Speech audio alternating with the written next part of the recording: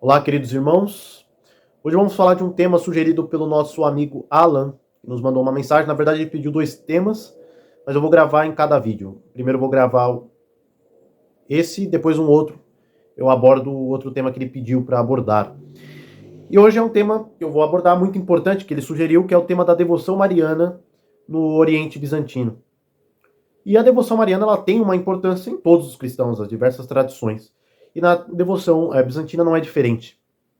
Então, vou abordar este tema da devoção mariana em duas camadas, em duas atmosferas. A atmosfera litúrgica, teológica, vamos dizer assim, pública, em geral, e na atmosfera mística, mais individual, ascética. Bom, vamos começar pela parte teológica, litúrgica.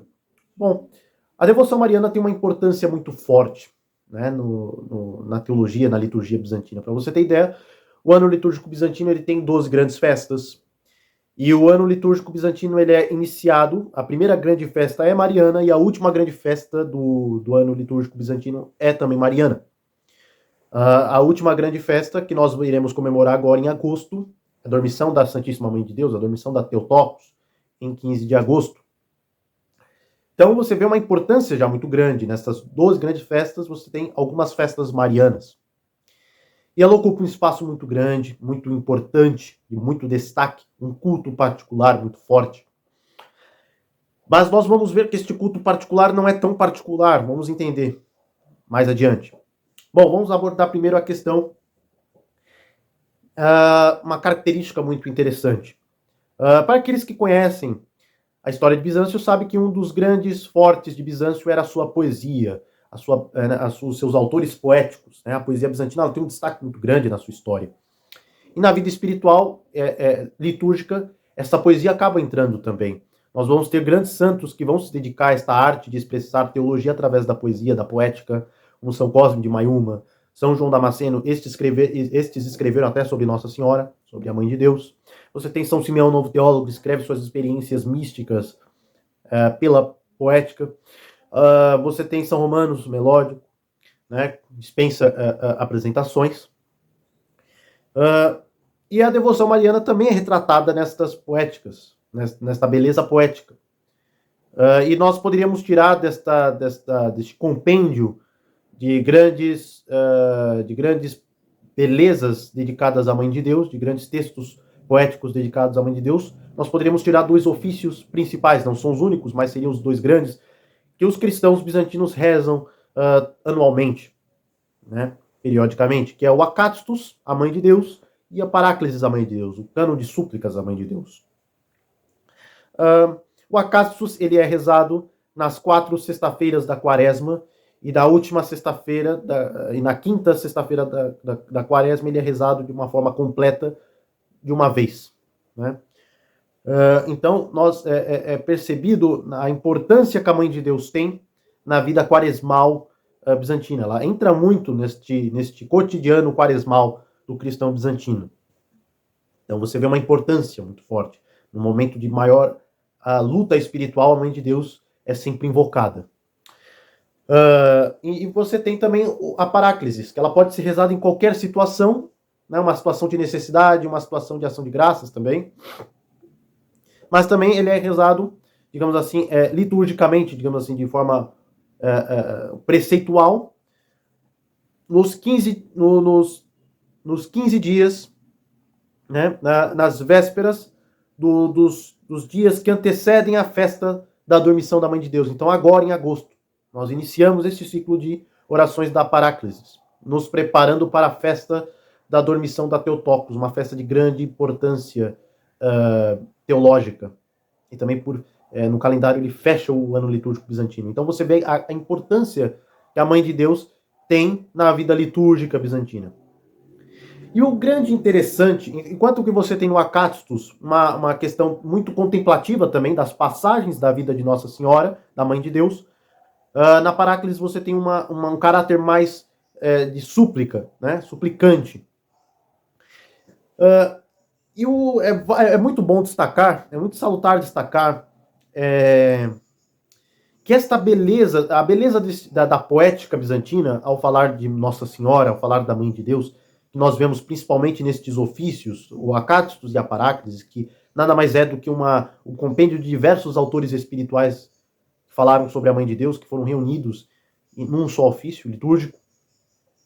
É muito bom nós destacarmos que eles é uma beleza acessível a uma pessoa simples, mas ele ao mesmo tempo não deixa de ser tecnicamente e teologicamente muito profundo. Então é uma coisa que é uma beleza sem igual. Ela penetra em qualquer cristão, seja ele de menor formação, seja ele de maior formação, mais douto e menos douto. Então isso é de uma extrema importância muito forte, porque na história de Bizâncio, né, e depois mais para frente, né, com os monges, nós vemos como esta devoção mariana destes ofícios, desta poética bizantina, ela vai ser usada tanto por incultos e cultos, tanto por doutos quanto por ignorantes, porque ela tem uma beleza simplória muito grande, mas não deixa de ter também uma beleza teológica profunda. Isso é muito interessante. Isso, de certa forma, ajudou a preservar a devoção mariana de certas tendências errôneas dos tempos. É bem interessante isso. E uma característica muito importante também deste aspecto, né, de como o Oriente Bizantino enxerga a Mãe de Deus. Ele enxerga exatamente ele não enxerga a Mãe de Deus numa perspectiva individualista. Ela está sempre com o Cristo. E isso vai servir de base para o que nós vamos falar mais para frente na dimensão ascética. Mas vocês vão entender. Mas vamos falar agora da questão da visão geral. Né? Por que isso tem uma importância? Porque esta noção você vai ver até nos ícones.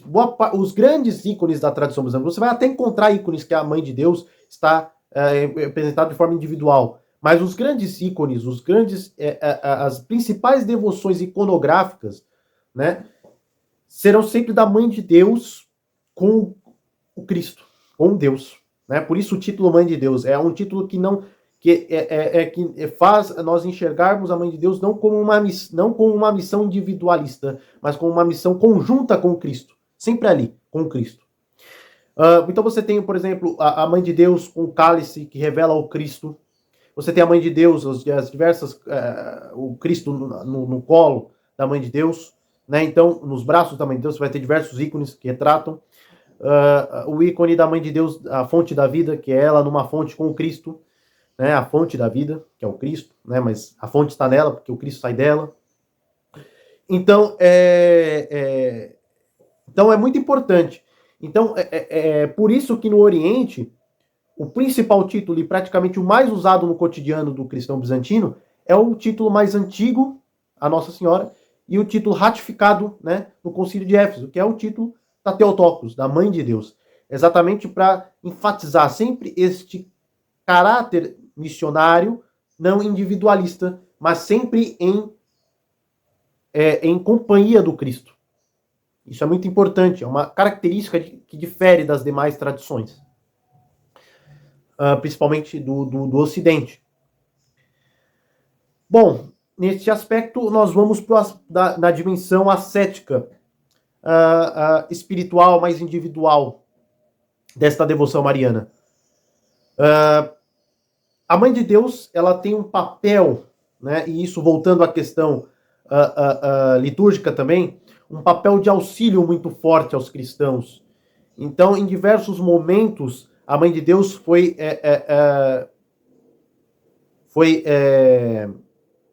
teve uma significativa participação na proteção de Bizâncio, né? Este aspecto eu esqueci de falar da dimensão litúrgica. Por exemplo, você tem um canto de Hipermachon, que é um canto dedicado à Mãe de Deus, depois que os bizantinos venceram uma batalha, se não me engano, contra os turcos. E até há relatos dos turcos que falaram que quando tentaram invadir Bizâncio, viram uma mulher de púrpura, uma senhora de púrpura, que parecia proteger a cidade. E os bizantinos não tiveram dúvida de empregar esta ajuda, né, de associar a Nossa Senhora, a Mãe de Deus. Este canto é o nós, vossos servos. É um canto que destaca exatamente esta função salvífica da Mãe de Deus, de auxílio dos cristãos. Daquela que no momento de necessidade, está ali para ser defensora do seu povo, né? Enviada pelo próprio Cristo para ser defensora do seu povo. Bom, então vamos lá para a dimensão ascética. A dimensão ascética ela é muito importante também, a devoção mariana, porque a Mãe de Deus também tem um papel de auxílio e também um título muito... os cristãos bizantinos a veem, né, nesta visão de que ela é acessível, esta devoção mariana é acessível tanto a ignorantes quanto a intelectuais, a cultos. E ela vai ser uma mãe espiritual também. Ela também é enxergada como a superiora, né? Muitos mosteiros no Oriente, na história da formação dos monges no Oriente, tiveram a Mãe de Deus como sua superiora maior, perpétua. No Monte Athos, por exemplo, a Mãe de Deus é considerada a abadesa, a madre espiritual de todos os monges. Então, exatamente por essa função que ela tem de guia espiritual, de mãe espiritual, aquela que orienta para a verdadeira ascese. E nós vemos isso na história de muitos santos. Muitos santos, ao pedirem a oração pura a Deus, para chegar à teoses, a oração constante, o dom da oração constante, nós vemos na história de muitos santos, tiveram uma visita da Mãe de Deus. Então eles pediam o dom da oração incessante e tinha uma visita da Mãe de Deus. E a Mãe de Deus é relatada em muitas dessas histórias, a Mãe de Deus dá o dom da oração pura. Veja que coisa surpreendente, coisa linda. A Mãe de Deus dá este dom da oração pura, exatamente por uma visão de que a Mãe de Deus é a portadora do Espírito Santo por excelência. Ela que recebeu o Espírito Santo de Deus, pneumatófora, como diz os gregos, recebeu de forma direta, sensível, e recebeu, né, depois o Cristo, o Espírito Santo. Então, para os gregos, aquele que porta o Cristo, porta o Espírito Santo pneumatófora, ela naturalmente tem a tendência de distribuir estes dons, né? Porque de graça recebemos, de graça os distribuímos. Então, é natural do santo distribuir os dons de Deus aos irmãos, aos demais, né? Porque a luz, ela irradia, a santidade, ela irradia aos demais, né? E se nós vemos isso em qualquer santo, quem dirá na Mãe de Deus, que é a portadora por excelência, aquela que recebeu de forma mais direta, sensível, esta presença de Deus. Então, para o cristão oriental bizantino, que está na luta ascética, ele vê na Mãe de Deus, né, principalmente por esses relatos, uma grande guia espiritual, uma grande madre espiritual, uma grande orientadora espiritual, uma grande abadesa que orienta os seus filhos na luta ascética. Exatamente porque ela é a portadora do Espírito Santo, ela distribui estes dons. E o dom da oração pura, né? Que nada mais, nada menos é o que nós temos nas demais tradições, de que quanto mais próximos estamos da mãe, mais próximos estamos do filho. E a teologia bizantina expressa este processo dessa forma.